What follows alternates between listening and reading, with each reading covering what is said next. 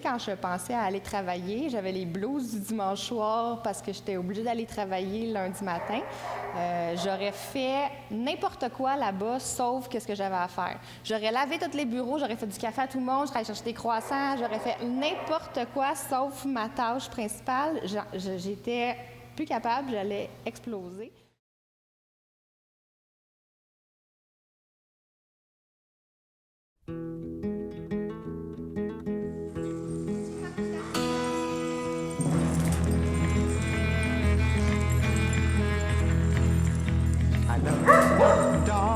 As much as I love you, but you may think my dog will always. En fait, je savais au départ que j'avais plus envie de travailler là-bas. En partant, c'est ça qui est arrivé.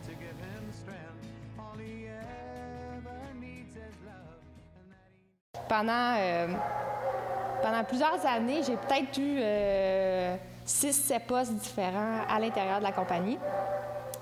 Au départ, c'était assez stimulant pour moi, des nouveaux défis, etc. Quand on est jeune, on arrive sur le marché du travail, on se sent valorisé parce qu'on a des promotions, etc.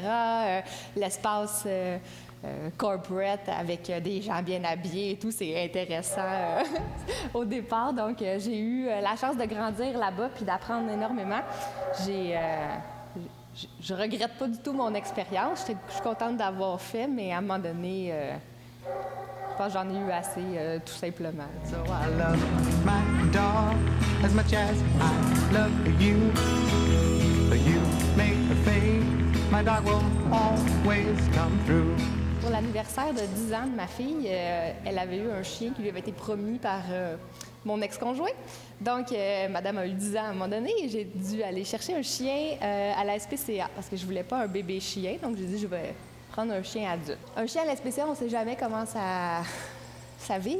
Et puis, j'ai eu un chien plein de problèmes, ce qui m'a amené à consulter une intervenante en comportement canin pour les problèmes de mon chien. Puis le métier me passionnait. J'étais complètement enchantée. On m'a offert de m'inscrire à des cours d'obéissance, mais j'ai dit non, moi je veux faire la formation pour devenir intervenante en comportement canin parce que c'était vraiment quelque chose que j'avais jamais pensé à faire. C'était pas un métier qui existait pour moi dans ma réalité. Mais quand j'ai vu ça, j'ai vraiment sauté sur l'occasion, puis je me suis inscrite.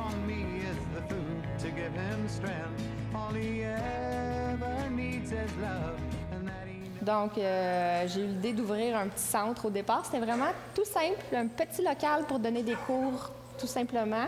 Et puis, au fil du temps, le projet a mûri. Et puis, je me suis ramassée avec un très grand centre canin, finalement, parce que je pense que mes rêves n'avaient pas de fin à ce moment-là.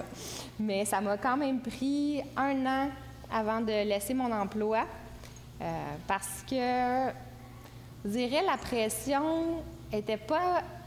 Elle venait pas de ma part. J'avais pas de crainte par rapport au fait de laisser mon travail. Je savais que je serais capable de me débrouiller dans la vie, mais j'avais une fille, j'avais des responsabilités, une maison, des comptes à payer. Puis c'était la pression surtout de, je dirais, sociale, de mes parents, de tout ça. Qu'est-ce qu'ils vont penser? Bon, je laisse un emploi, ça fait 13 ans que je suis là, j'ai des super conditions de travail, un fonds de pension, le bonus, les vacances, etc. De dire, bien, je lâche tout ça, puis après ça, si jamais ça va pas aussi bien que j'ai prévu, je voulais pas avoir à me fier sur les gens autour de moi pour réussir, puis je voulais pas qu'ils pensent que je me fiais non plus sur eux, sur ma famille, pour m'aider, je veux dire, si jamais mes projets se réalisaient pas. Je me disais, bien, est-ce que c'est quelque chose d'irrationnel que je fais? Est-ce que c'est quelque chose de pas responsable? Est-ce que... Ça prend quand même du temps avant de se convaincre nous-mêmes qu'on va être capable d'aller au bout de notre rêve, au bout de notre projet. Finalement, je regarde là où je suis présentement, puis je me dis oui, on peut y arriver, mais c'est juste que le saut en bungee, ça prend un petit moment avant de se lancer en bas. Quand on a sa propre business, bien, les projets sont illimités. C'est ça qui est intéressant, c'est que ça peut toujours grossir, ça peut toujours changer, on peut toujours développer des nouveaux services. Puis c'est ça, moi, qui m'intéresse. Moi, je me lance, j'essaie des choses, j'essaie tout. Je tombe des fois, je me relève, il n'y a pas de problème. Ce qui était vraiment primordial pour moi, c'était de me sentir chez moi au travail. Quand je suis arrivée ce matin, ça me fait penser à ça parce que j'ai mis la clé dans la porte ici pour ouvrir, puis j'ai mis ma clé de maison. Et ça fait toute la différence pour moi de me sentir à l'aise dans mon milieu de travail, de ne pas me sentir juste comme un pion qui rentre dans un bureau gris avec du tapis, puis tu sais, c'est ça pour moi qui est vraiment la clé.